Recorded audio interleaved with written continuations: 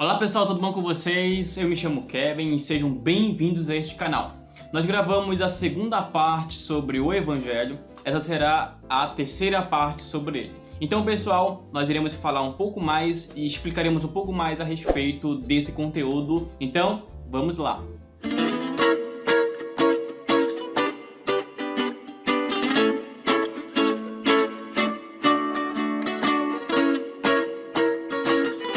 Eu conheço o Evangelho, eu sei que não preciso fazer nada, e então, o que eu preciso fazer? Vamos a Romanos 4:4-5, que está escrito: Ora, ao que trabalha, o salário não é considerado como favor, e sim como dívida. Mas ao que não trabalha, porém crê naquele que justifica o ímpio, a sua fé lhe é atribuída como justiça. Isto é, quando nós nos referimos ao salário, nós estamos nos ligando à dívida. Você trabalha, você tem uma dívida. Você ganha o salário como sendo, portanto, o pagamento da dívida. Porém, se você não trabalha e você crê naquele que justifica o ímpio, essa fé lhe é atribuída por justiça. Se você verificar em Gálatas 3:21, vai ver que lá diz que a justiça não provém da lei. É claro que nós temos o Evangelho, e agora o que eu preciso de fato fazer?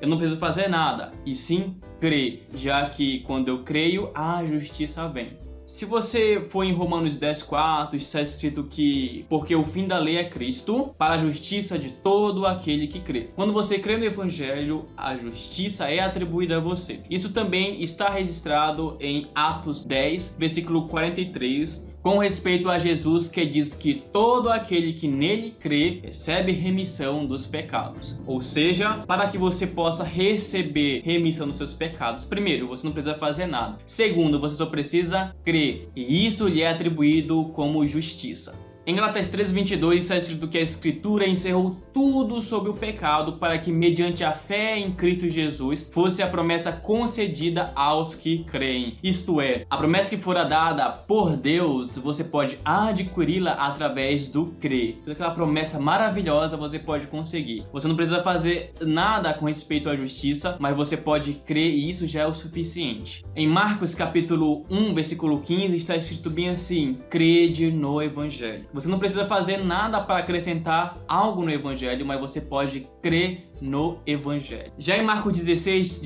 fala quem crê. Logo, você precisa crer. Não precisa fazer alguma coisa ali, uma coisa colar, para acrescentar alguma coisa à sua justiça. Você só precisa crer. E isso você pode fazer uma verificação no que você precisa crer. No versículo 16 fala quem crê. Quem crê em quê? No versículo anterior diz quem crê no Evangelho, porque é com respeito ao Evangelho que o Senhor está falando nesse capítulo. Lá em Lucas capítulo 8, versículo 12, você vê um trecho da palavra que se remete principalmente à parábola do semeador.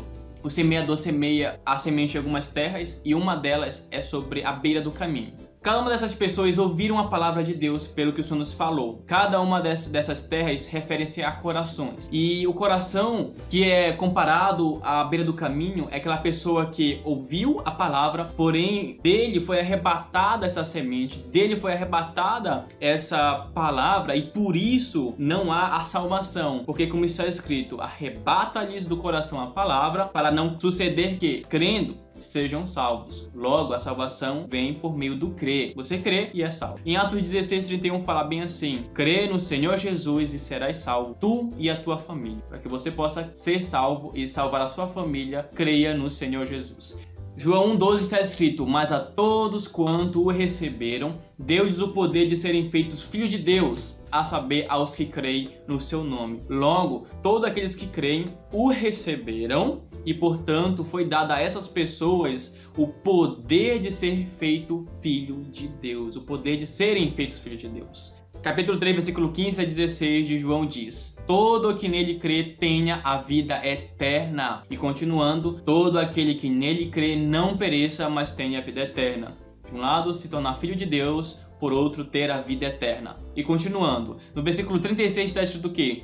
Quem crê no Filho tem a vida eterna. Então temos muitos benefícios em crer no Senhor Jesus. No versículo 18 está escrito assim: quem nele crê não é julgado. E no capítulo 5, no versículo 24, está escrito que quem ouve a minha palavra e crê naquele que me enviou tem a vida eterna. Não entra em juízo, mas passou da morte para a vida, né? Ou seja, você crê, você ganha a vida eterna e passa da morte para a vida, não passando pelo juízo. No capítulo 6, no versículo 47, na parte B, continua dizendo que quem crê em mim tem a vida eterna. Isso também é falado pelo apóstolo Paulo em 1 Timóteo 1,16, que ele fala: me foi concedida misericórdia para que em mim o principal evidenciasse Jesus Cristo, sua completa longanimidade, e servisse eu de modelo a quantos hão de crer nele para a vida eterna. Ou seja, muitos hão de crer nele para a vida eterna. Voltando a João, no capítulo 12, no versículo 38, diz: Senhor, quem creu em nossa pregação e a quem foi revelado o braço do Senhor. O objetivo da pregação, o objetivo da palavra e do evangelho é para que você possa crer, para que o braço do Senhor possa ser revelado a você.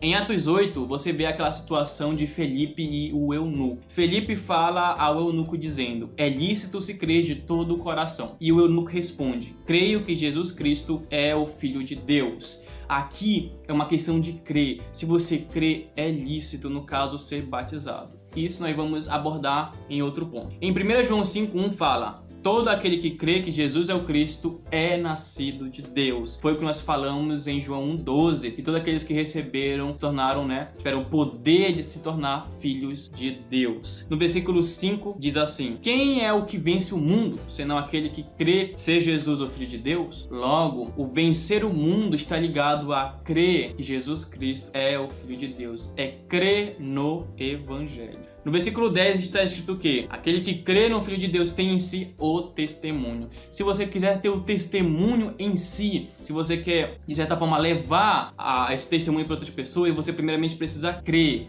Primeiramente, você precisa ser a primeira pessoa que crê. Como diz, não envergonhe do Evangelho, porque é o poder de Deus para a salvação de todo aquele que crê. E se você quiser também saber um pouco mais sobre a fé, você pode visualizar, dar uma lida em Hebreus capítulo 11, que trata especialmente sobre a fé. Se você quiser ler um pouco mais, você pode verificar lá, e tem muitos outros capítulos e versículos em outros livros. Bom, pessoal, obrigado pela atenção.